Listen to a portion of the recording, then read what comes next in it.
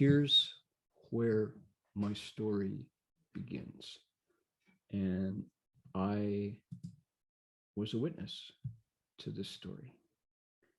If you will recall, just a very few short years back,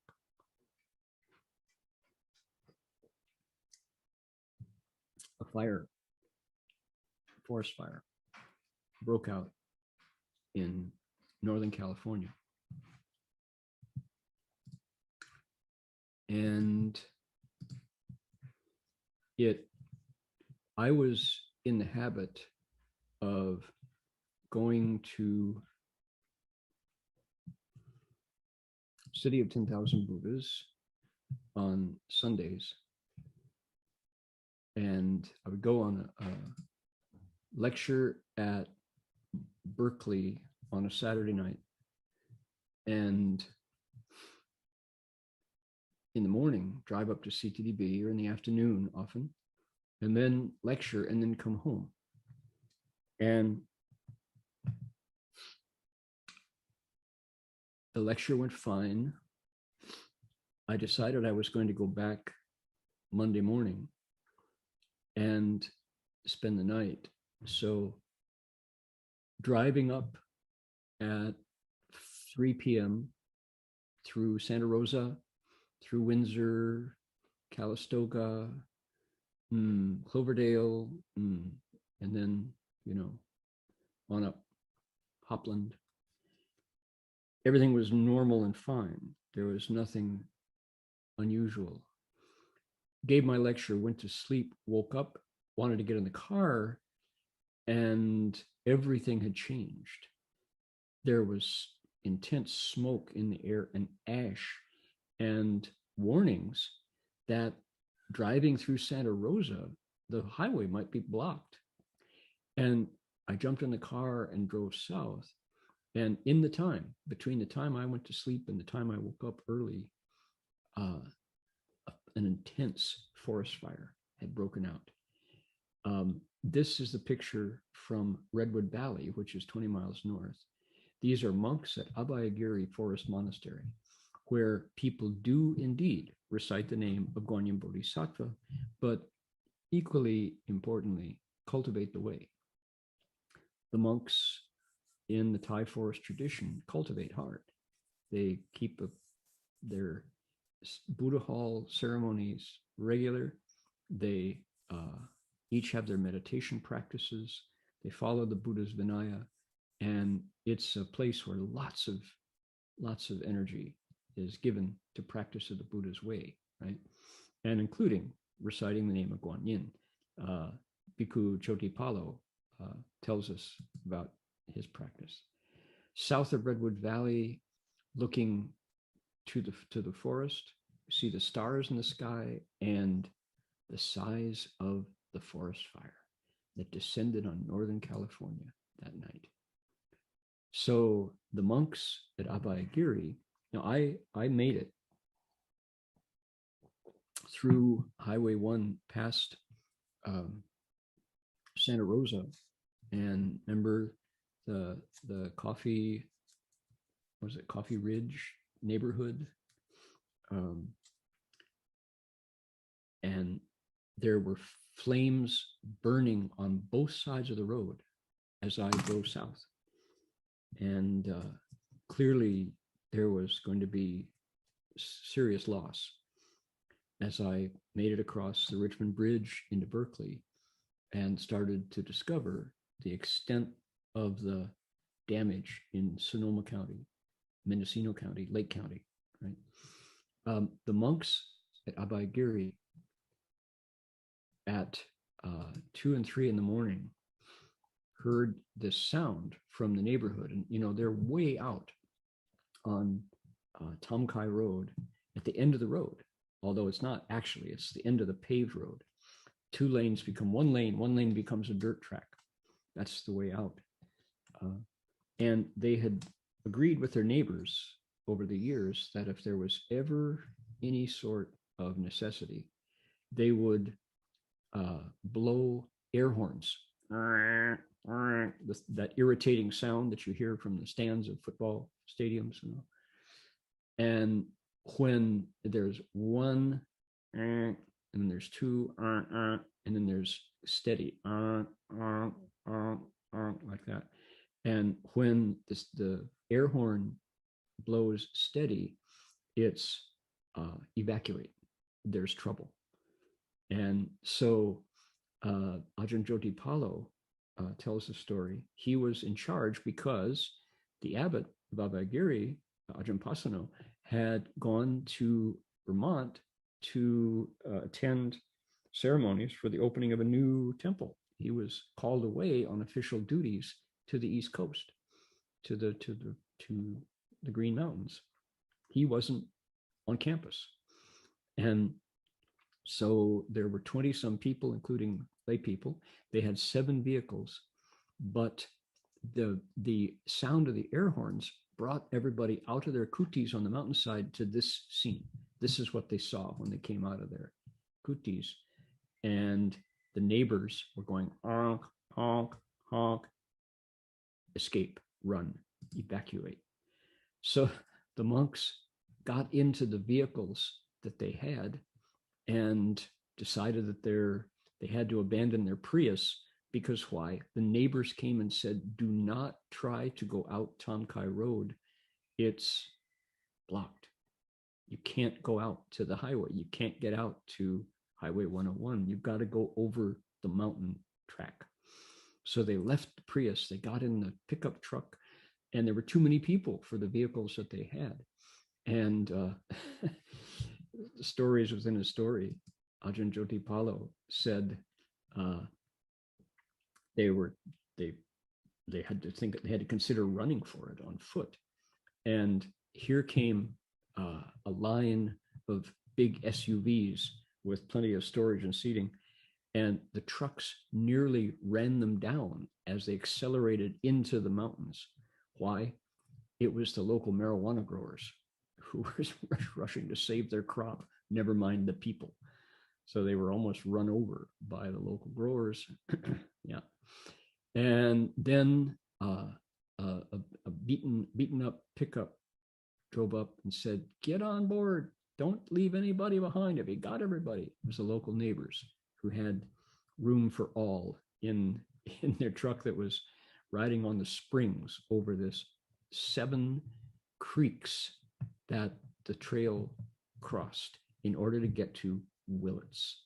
They got to Willits, and here in Willits was I think it was the YMCA, with fitness rooms for the monks to sleep in. They called it monastery. They put up, it was in the high school. They put up a sign so the monks could have their own space. Never mind the spelling, right? Monastery with an E is correct spelling. So the monks were so grateful that here in Willits High, they were invited to be welcome in Willits, thanks to the Red Cross. Gave them their own space. And the fires were burning on all sides, and nobody knew what the extent of the destruction was.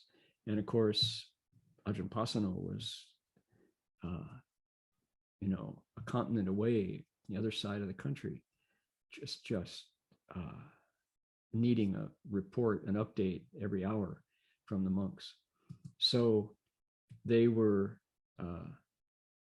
wondering what to do, where to go. And the monks, first of all, went out to a Buddhist community near the coast. They went west on the highways because the fires were pretty much to the east at this point. And they got a call. We heard about the situation. Somebody called us and said, the Abhayagiri monks need a place to stay. So they spent the night in a layman's home over there on the coast, and discovered that this was not going to work. But here was a community escaped, and they didn't know what was going on with their land. So they all were reciting, they were being mindful. Those who had Guan Yin's name as a practice recited Guan Yin's name. And it was a disaster. truly the 大火. Our monk Jin Chuan Shi heard the story that the monks were loose and looking for a home, and contacted the administration at City of 10,000 Buddhas and immediately put in a call and said, please come to CTDB. We have room for you. You'll be welcomed. You'll be safe. And the monks said, we're coming. So this was the arrival of the Abhayagiri Sangha at CTDB. And we have various photographs here of what it was like with the two Sanghas together, chanting together, working together. At this point, Ajahn Pasano had returned, welcoming all the Sangha and the laity to the community, the mixed Mahayana Theravada community at CTDB. Here that the Abhayagiri laity joining in at the city.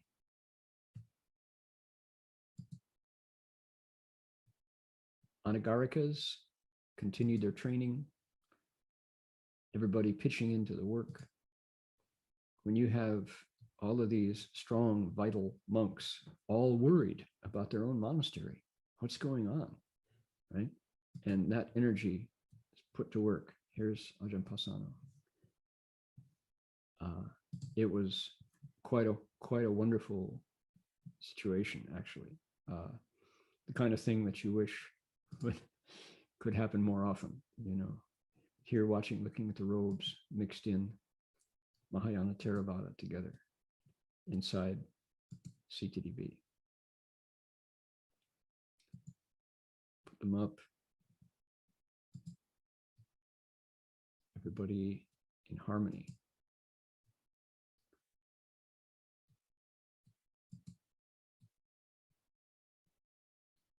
Clearly, Master Hua would approve of this kind of community. All right. Now, the situation was such that we had to depend upon briefings by the local fire marshal, who every day would tell the residents who had been, you know, evacuated that night, running for their very lives, indeed, running for their lives. When was it safe to return? And the answer was always not yet, right? Abhayagiri and CTDB working hard together. There was a week, I think it might have been 10 days, if I'm not mistaken, when everybody was just hanging on the sheriff's briefing. Here they are, the television on, the computer on, looking, waiting for the news, right? And the authorities, I think they're attending. I think they went in person to the briefing. There are people, you know, so many Ukiah neighbors showed up just because everybody on the east side of the highway had no notice. They didn't know whether they were going to show up and find their homes ashes, right? So this was life during that week. And the news came from the sheriff that based on the flyovers from the helicopters, based on the reports from CAL FIRE, the firefighters, now was the time to go back. So the Ajahn Pasano from Shifu seat gave their thank yous, their final Dharma talks, paid their respects,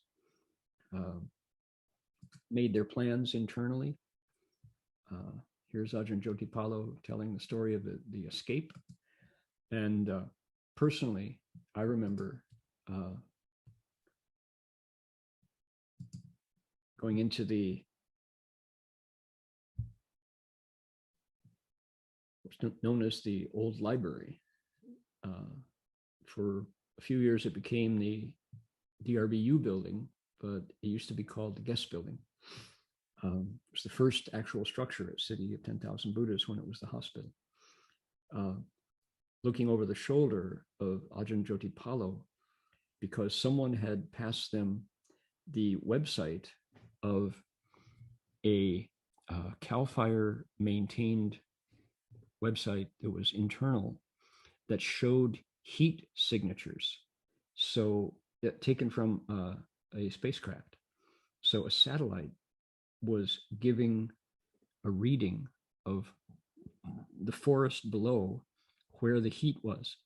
And as far as they could tell, as close as they could identify on the map, the location of Abhayagiri was a little dot of green surrounded by red where the fire had burned.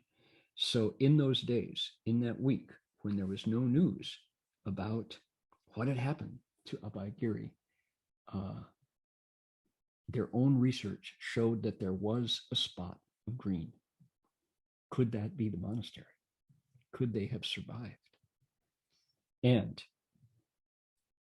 Abhayagiri had just finished building their brand new Buddha Hall and Activity Center. A major work of years and all of their financial resources put into the design and construction of this brand new facility that had not yet been opened. It was due to be opened in the next 2 months, and the fires came. So don't you know the poignancy of this time? The sheriff, the fire marshal says, you may return. You can go back.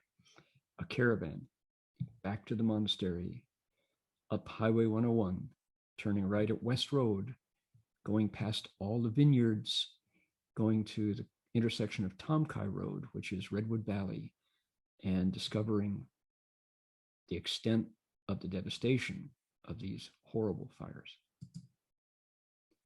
Driving past their neighbors. West Road. Arriving at Abhayagiri.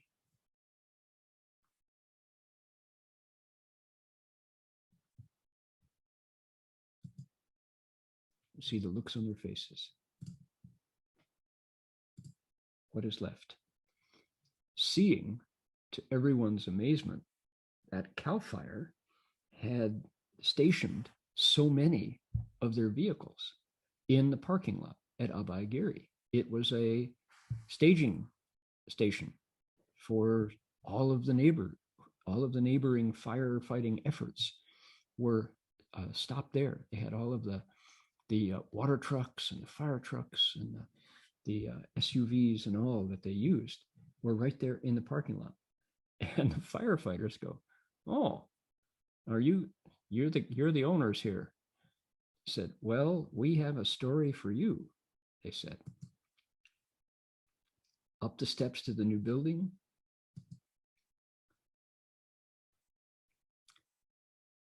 Nothing burned. Nothing burned. And monks and laity alike put their palms together and bowed. The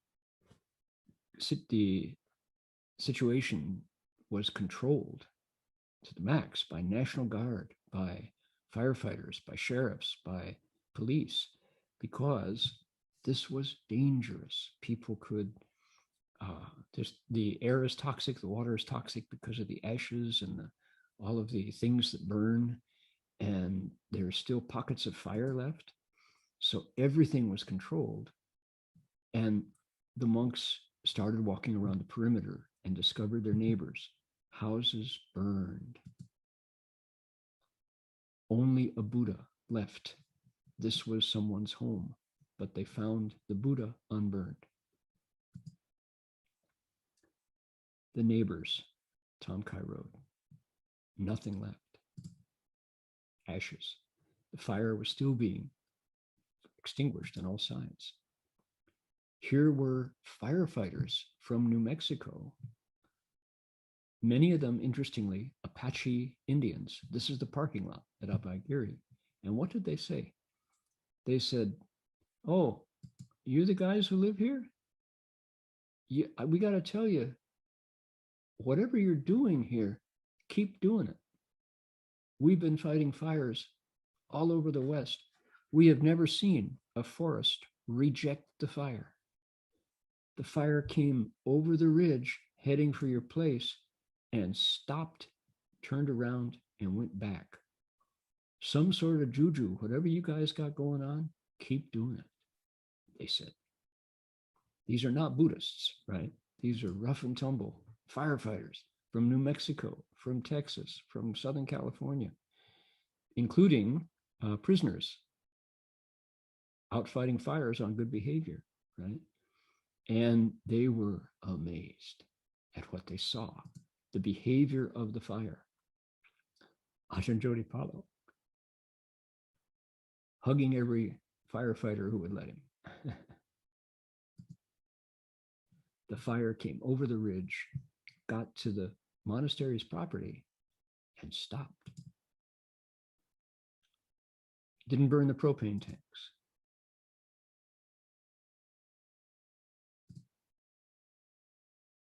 This is the scene. Still burning. These are the firefighters who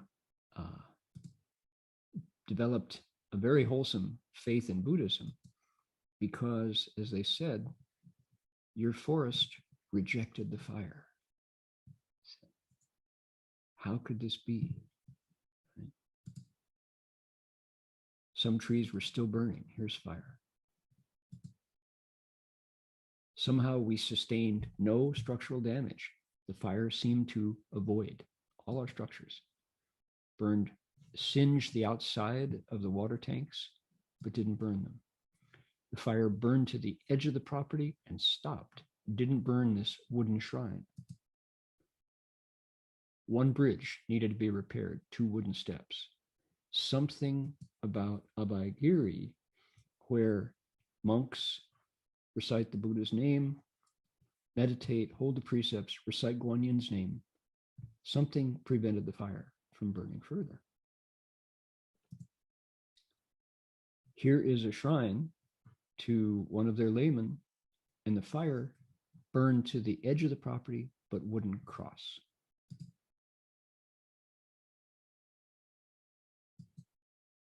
Right? This is a shrine to Ajahn Chah, made of wood. The fire burned to within feet of it, but it didn't burn.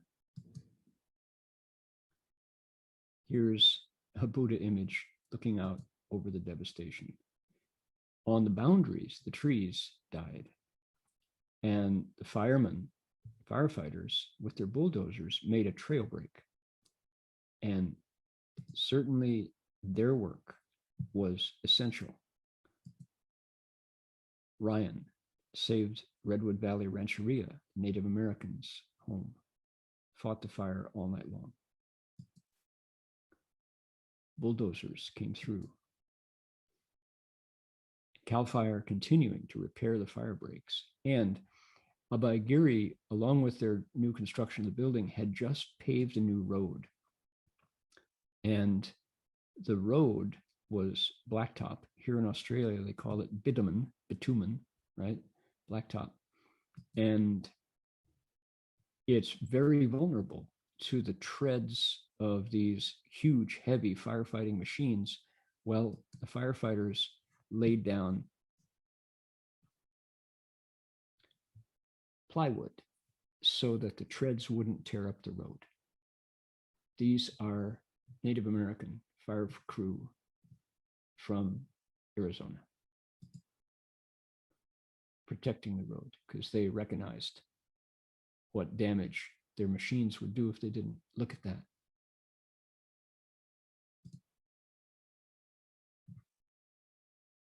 Now, the story continues. There's more to this.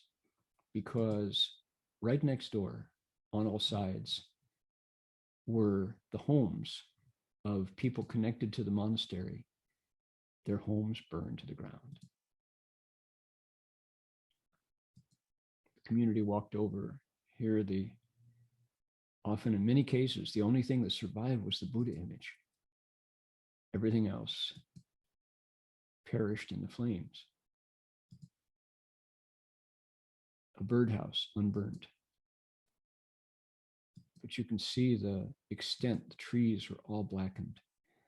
NBC came out and interviewed one of their lay women who lost everything.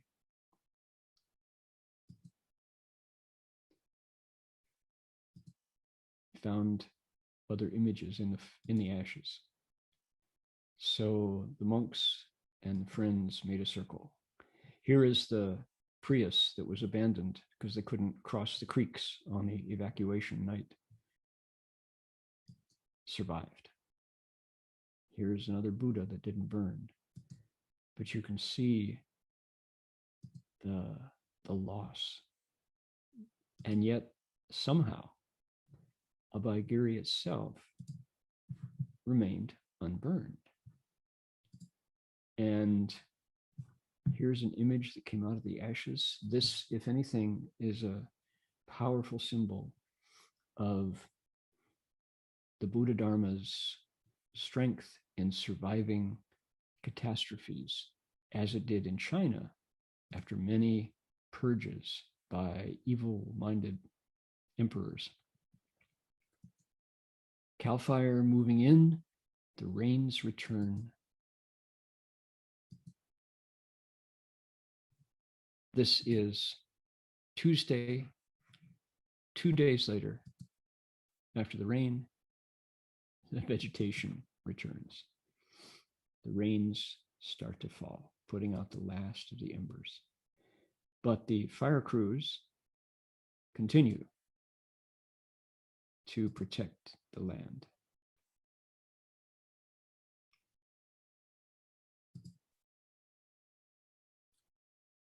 The crews would get a lot more done if we'd stopped hugging them.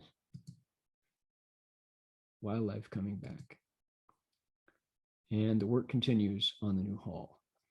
But when I said the story goes on, it's that right next door to Abhayagiri is another monastery, not the Catholic monastery that's there, Mount Tabor, but it's a Thai name, KPY.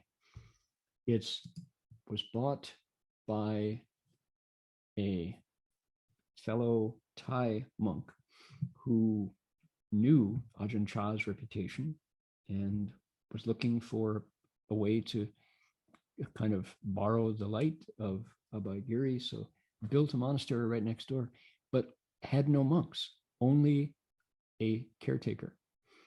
And as a result, the images were there, but there was no cultivation going on. Nobody reciting Guan Yin's name. When the fires came, that monastery burned.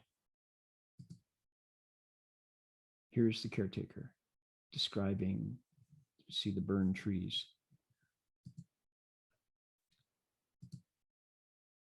Look at the remains of what could be sacred space, but no one reciting Guan Yin's name, nobody cultivating the way, no monks there, just a caretaker.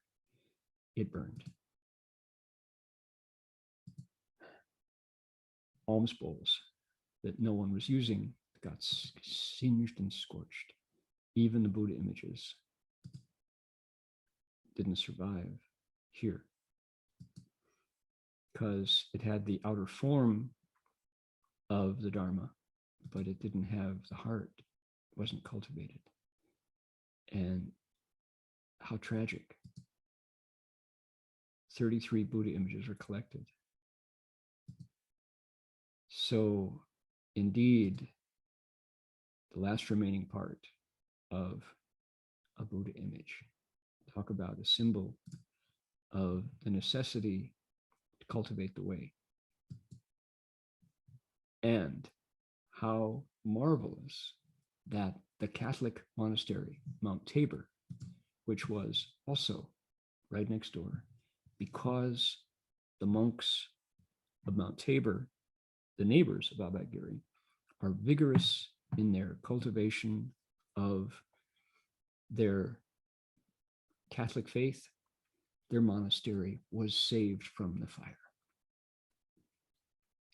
3 places, 2 of them, one Catholic, one Buddhist, because of worship of the Blessed Virgin with all of the icons in the Catholic monastery, because of the worship of the Buddha and the actual cultivation and the recitation of Guanyin's name, Abhayagiri, 2 monasteries made it through the fire.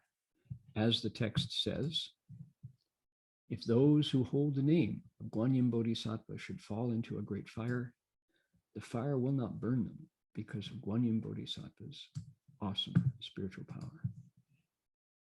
So don't take it from me, just use your own eyes. Truly a story for the ages happening right in Redwood Valley. Guanyin Bodhisattva's awesome spiritual power. Nian bi Guanyin li. Say, mindful of Guanyin Bodhisattva's awesome spiritual strength. All right.